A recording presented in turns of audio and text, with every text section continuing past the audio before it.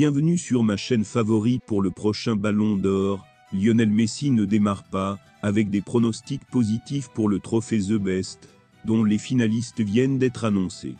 Lionel Messi a déjà remporté un double Ballon d'Or en 2009 et 2019, quand les deux trophées n'étaient pas réunis. Avant de continuer, prends le temps de souscrire, et appuyer sur la touche de notification pour les futures vidéos. Cependant, les choses risquent d'être compliquées pour l'ancien joueur de Barcelone cette année. D'autre part, Messi est un grand favori pour un autre Ballon d'Or, qu'il devrait recevoir pour la 8e fois grâce à la victoire de l'Argentine à la Coupe du Monde. Mais avec The Best, la différence est radicale. Si le Ballon d'Or récompense le meilleur joueur de la saison 2022 à 2023, la récompense décernée par la FIFA ne couvre que la période du 19 décembre 2022 au 20 août 2023. La Coupe du Monde ne sera donc pas prise en compte et ne pourra être attribuée à Messi ou à un autre joueur argentin. Dans ces circonstances, le trophée du meilleur devrait logiquement être attribué au joueur de l'équipe qui a remporté 3 fois la FAQ, la Ligue des Champions et la Ligue des Champions, à savoir Manchester City. Les Skiblu placent également 6 joueurs parmi leurs 12 finalistes, à savoir Julian Alvarez, Rodri, Ilkay Gündogan, Bernardo Silva et les grands favoris Kevin De Bruyne et Erling Haaland.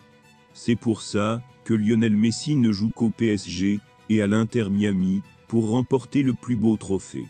Les autres finalistes sont Kylian Mbappé, meilleur buteur et meilleur joueur de Ligue 1, Marcelo Brozovic, finaliste de la Ligue des Champions et de la Ligue des Nations, Kvicha Kvaratskhelia, champion d'Italie et meilleur joueur de Serie A, Victor Osimhen, champion d'Italie et meilleur joueur de Serie A, meilleur buteur de Serie A, et le surprenant Declan Rice, vainqueur de la European Conference League. L'avis de Kylian Mbappé sur le débat entre Lionel Messi et Cristiano Ronaldo a refait surface sur Internet. La superstar du Paris Saint-Germain et de l'équipe de France est l'un des principaux noms attendus pour perpétuer l'héritage de deux joueurs légendaires qui ont remporté à eux deux 12 ballons d'or.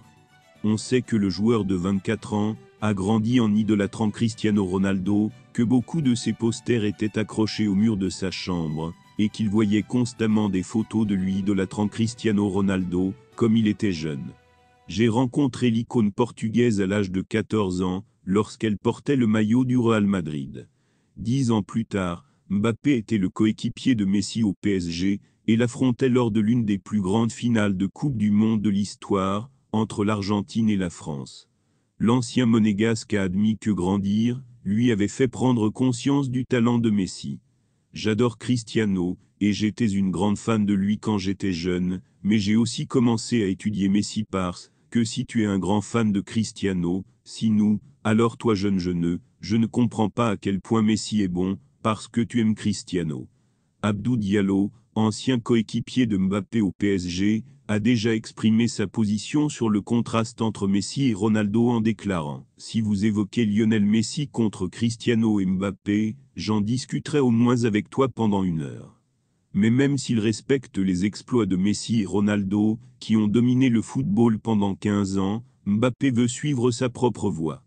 En 2021, il révélait qu'il se croyait meilleur que les deux joueurs en raison de sa mentalité et de son envie d'être meilleur. Merci d'avoir regardé cette vidéo, et je vous prie de laisser vos commentaires.